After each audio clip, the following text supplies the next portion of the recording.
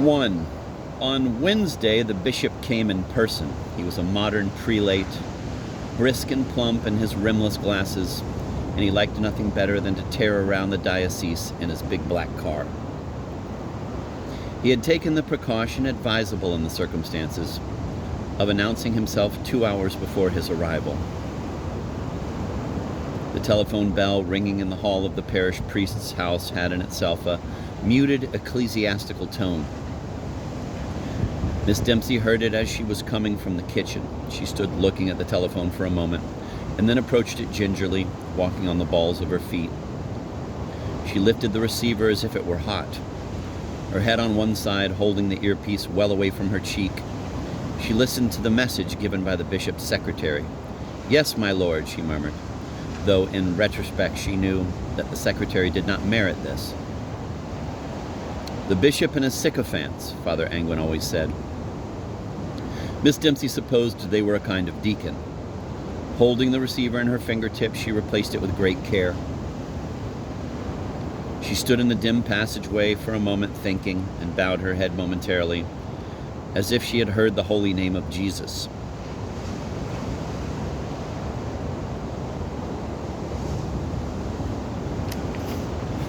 Then she went to the foot of the stairs and bellowed up them. Father Angwin, get yourself up and dressed. The bishop will be upon us before 11 o'clock. Miss Dempsey went back into the kitchen and switched on the electric light. It was not a morning when the light made a great deal of difference. The summer, a thick gray blanket, had pinned itself to the windows. Miss Dempsey heard the incessant drip, drip, drip from the branches and leaves outside, and a more urgent metallic drip, pit-pat, pit-pat. It was the guttering. Her figure moved, the electric light behind it, over the dull green wall. Immense hands floated towards the kettle. As in a thick sea, her limbs swam for the range. Upstairs, the priest beat his shoe along the floor and pretended to be coming. 10 minutes later, he had got himself up. She heard the creak of the floorboards above, the gurgle of water from the wash basin, his feet on the stairs. He sighed as he came down the hallway, his solitary morning sigh. Suddenly he was behind her, hovering. "Agnes, have you something for my stomach?"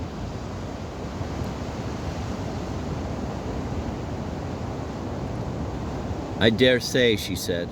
He knew where the salts were kept, but she must get it for him, as if she were his mother. "Were there many at 7 o'clock Mass?" "It's funny you should ask," Father said, just as if she did not ask it every morning. "There were a few old children of Mary along with the usual derelicts. It wouldn't be some special feast of theirs, would it? Walpurgisnacht?"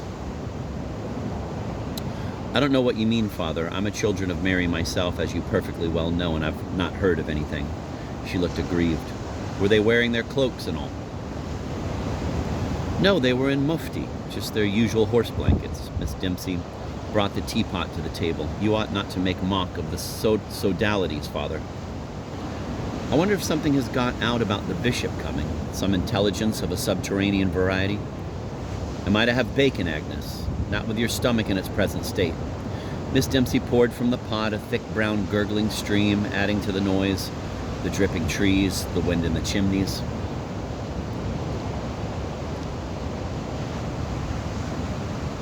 "And another thing," he said. "McAvoy was there." Father Angwin hunched himself over the table. He warmed his hands around his cup. When he said the name of McAvoy, a shadow crossed his face and hovered about his jaw, so that Miss Dempsey, who was given to imagination, thought for a moment she had seen what he would look like when he was 80 years old.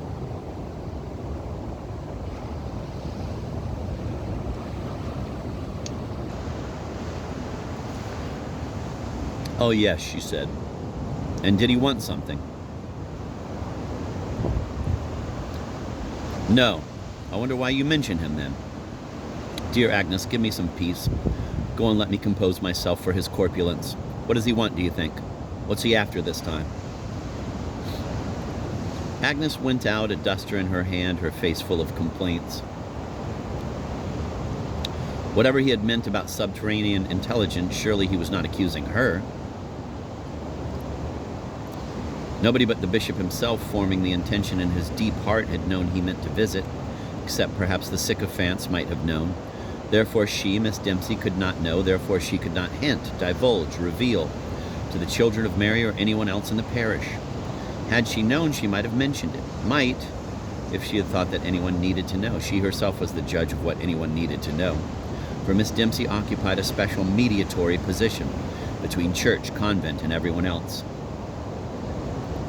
To acquire information was her positive duty, and then what she did with it was a matter for her judgment and experience. Miss Dempsey would have eavesdropped on the confessional if she could. She had often wondered how she might manage it.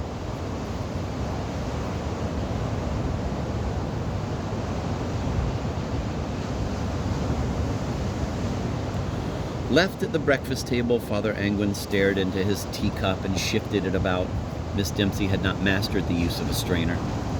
Nothing in particular could be seen in the leaves, but for a moment Father Angwin thought that someone had come into the room behind him. He lifted his face as he did in conversation, but there was no one there. "Come in, whoever you are," he said. "Have some stewed tea." Father Angwin was a foxy man with his dead leaf color eyes and hair. Head tilted, he sniffed the wind and shied away from what he detected. Somewhere else in the house, a door slammed. "Consider Agnes Dempsey," duster in hand, whisking it over the dustless bureau. In recent years, her face had fallen softly like a piece of light cotton folding into a box. Her neck, too, fell in flowery scalloped folds to where her clothing cut off the view.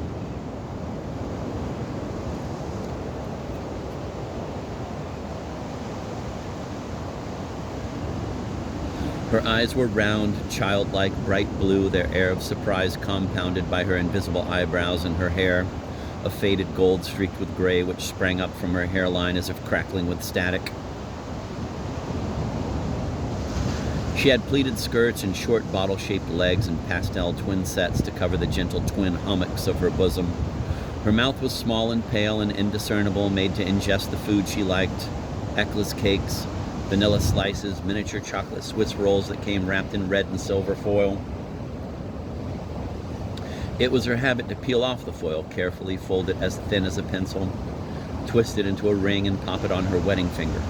Then she would hold out both hands, fingers bloodless and slightly bent by incipient arthritis, and appraise them, a frown of concentration appearing as a single vertical line at the inner corner of her left eyebrow. Then she would rest her hand on her knee for a little, then remove the ring intact and throw it onto the fire.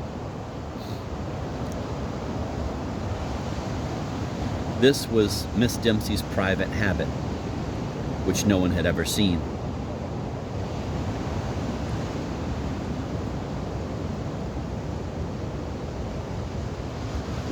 Above her upper lip on the right-hand side, she had a small flat wart, colorless as her mouth itself. It was hard for her not to touch it. She was afraid of cancer.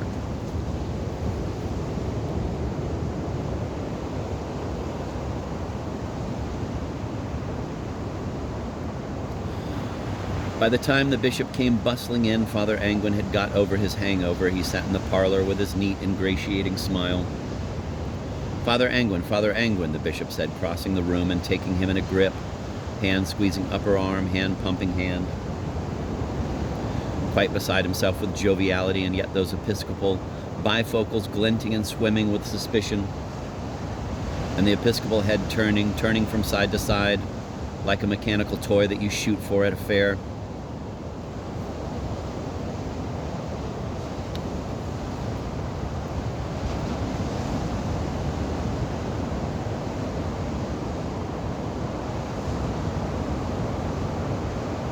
"Tea," Father Angwin said. "No time for tea," said the bishop. He took up a stance on the hearth rug. "I've come to talk to you on the subject of uniting all right-thinking people in the family of God," he said. Now then, Father Angwin, I'm expecting trouble from you." "Are you going to sit or what?" Father Angwin asked him diffidently. The bishop clasped his pink hands before him. He looked severely at the priest and swayed a little on the spot. The next decade, Father Angwin, is the decade of unity, the decade of gathering in, the decade of Christ's human family, the decade of the Christian community in communion with itself. Agnes Dempsey came in with a tray. "Oh, since you've brought it," the bishop said. When Miss Dempsey had left the room, her knees had become stiff owing to the wet weather, and she was obliged to take her time.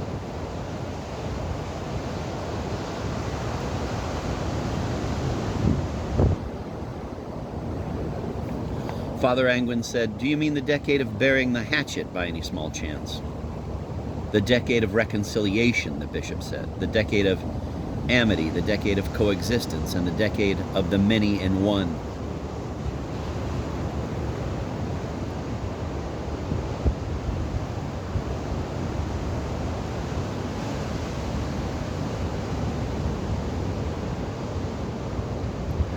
"You're talking like a person right outside my experience," Father Angwin said.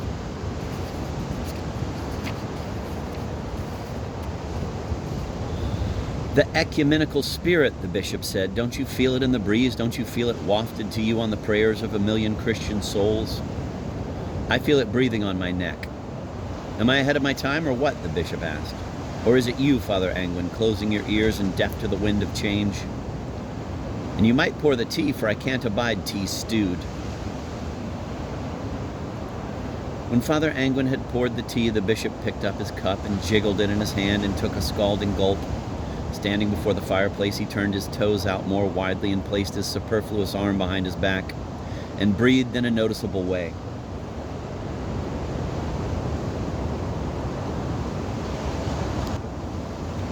"Exasperated," Father Angwin said, speaking in a low voice, but not to himself. "Exasperated with me. Tell me, is that tea hot enough, good enough, whiskey in it?" He raised his voice. "I hardly understand you at all." "Well," said the bishop, "have you heard of the vernacular Mass? Have you thought of it?" "I think of it. I think of it constantly. There are men in Rome who think of it." Father shook his head. "I couldn't be part of that." "No choice, my dear man. No choice. In 5 years, mark my words, or a little more than 5. Father Angwin looked up. "Do you mean," he said, "that they could understand what we were saying?" "Exactly the point." "Pernicious," Father muttered audibly. "Errant nonsense," then louder. "I can well understand if you think that Latin's too good for them, but the problem I have here is their little grasp of the English language, do you see?" "I take account of that," the bishop said. "The people of Featherhofton are not on a high level. I would not claim that they were." "Then what am I to do?" "Everything conspires to improve them, Father.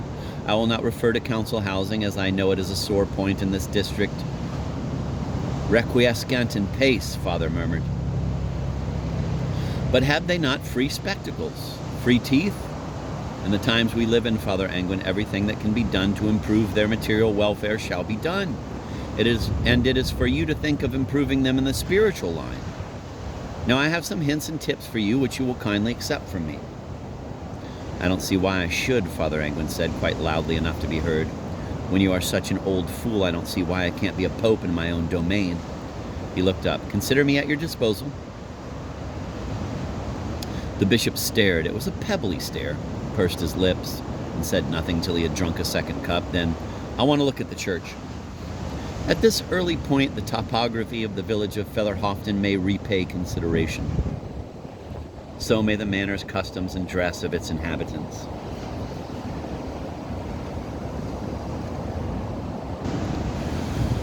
The village lay in moorland, which ringed it on 3 sides. The surrounding hills from the village streets looked like the hunched and bristling back of a sleeping dog. Let sleeping dogs lie was the attitude of the people, for they hated nature. They turned their faces in the 4th direction to the road and the railway that led them to the black heart of the industrial north, to Manchester, to Wigan, to Liverpool.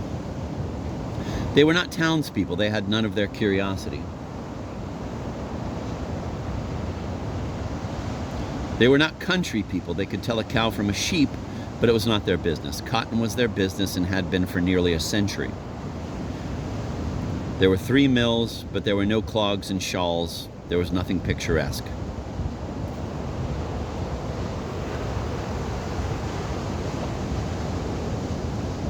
In summer, the moorland looked black. Tiny distant figures swarmed over the hummocks and hills. They were Walter Board men, Forestry Commission. In the folds of the hills, there were pewter-colored reservoirs hidden from sight. The first event of autumn was the snowfall that blocked the pass that led through the moors to Yorkshire. This was generally accounted a good thing. All winter the snow lay on the hills. By April it had flaked off into scaly patches. Only in the warmest May would it seem to vanish entirely.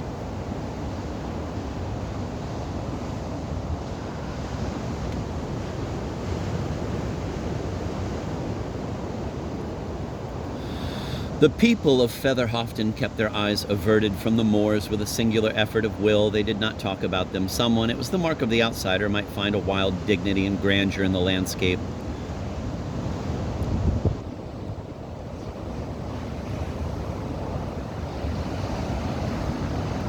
The Featherhoftonians did not look at the landscape at all. They were not Emily Bronte, nor were they paid to be.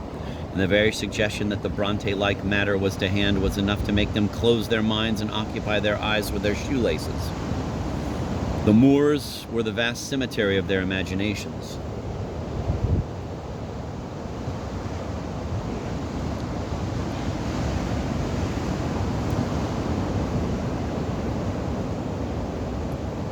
Later, there were notorious murders in the vicinity, and real bodies were buried there. The main street of Featherhofton was known to the inhabitants as Up Street. "I am going up street," they would say, to the co-op drapers. It was not unprosperous. Behind window displays of tinned salmon, grocers stood ready at their bacon slicers.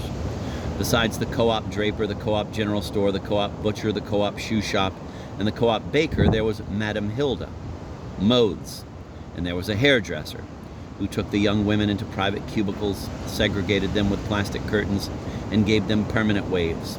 There was no bookshop nor anything of that sort, but there was a public library and a war memorial.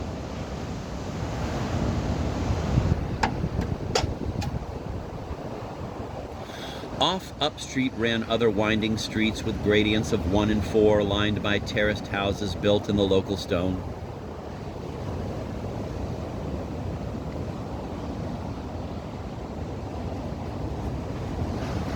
They had been put up by the mill owners towards the end of the last century and rented out to the hands. Their front doors opened straight onto the pavement. There were 2 rooms downstairs, of which the sitting room was referred to as the house, so that in the unlikely event of anyone from Featherhofton explaining their conduct in any way, they might say, "I cleaned my upstairs this morning. This afternoon I am bound for to clean the house." The speech of the Featherhoftonians is not easy to reproduce. The endeavor is false and futile. One misses the solemnity, the archaic formality of the Featherhoftonian dialect. It was a mode of speech, Father Angwin believed, that had come adrift from the language around it.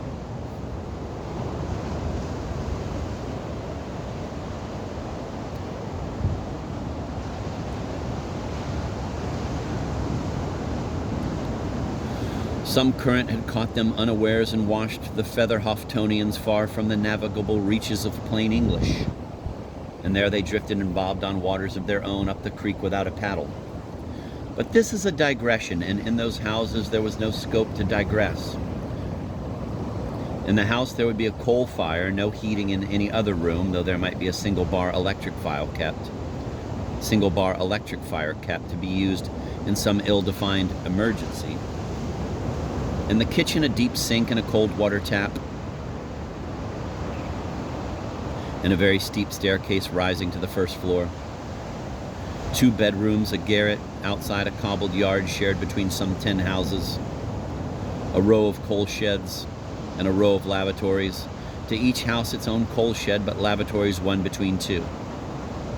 These were the usual domestic arrangements.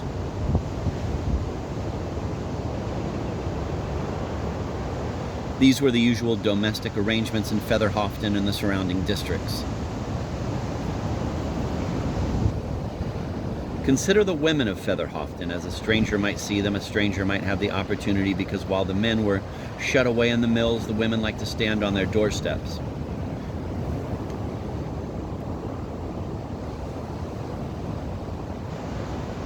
This standing was what they did. Recreational pursuits were for men: football, billiards, keeping hens. Treats were doled out to men as a reward for good behavior. Cigarettes, beer at the Arundel Arms, religion, and the public library were for children. Women only talked. They analyzed motive, discussed the serious business, carried life forward. Between the schoolroom and their present state came the weaving sheds. Deafened by the noise of the machines, they spoke too loudly now, their voices scattering through the gritty streets like the cries of displaced gulls.